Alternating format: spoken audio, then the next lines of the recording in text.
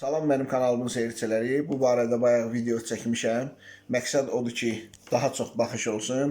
Məqsəd odur ki, daha çox insan sirkələnsin, başa düşsün, anlasın, dərk eləsin. Kommersiya məqsədli çəkilmiş video deyil bu. Bayram ərəfəsidir.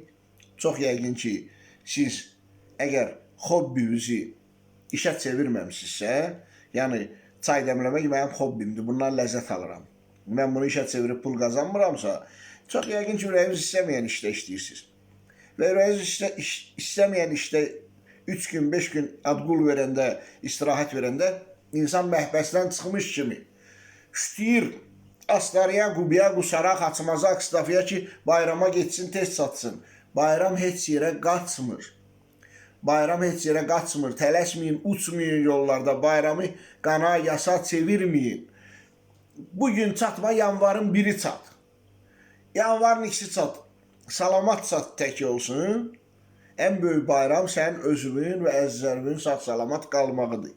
Digər tərəfdən 3 gündən sonra, 5 gündən sonra yenə qayıdacaqsan işə.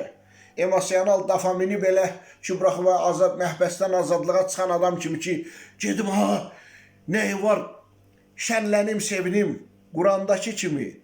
Həddindən artıq çox sevinmə, həddindən artıq çox kədərlənmə. Mark Avreli demişkən, deyir ki, mən o qədər axmaq deyiləm ki, həyat mənə hədiyyələr bəxş eləyəndə həddən artıq şadyanalıq eləyim.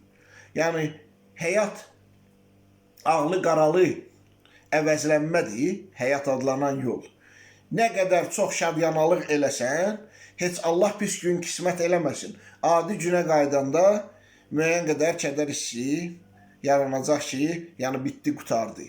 Bu səbəbdən də həddən artıq şadyanalıq eləməyin, həddən artıq rasxod eləməyin.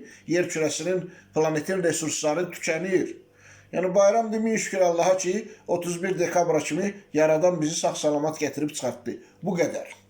Bu qədər. Ta içim, özümdən gedim, güllə kimi maşını sürüm, gedim 31-nə 3 mən evə çatım. Allaha and verirəm, belə şeylər eləməyim. Bu qədər.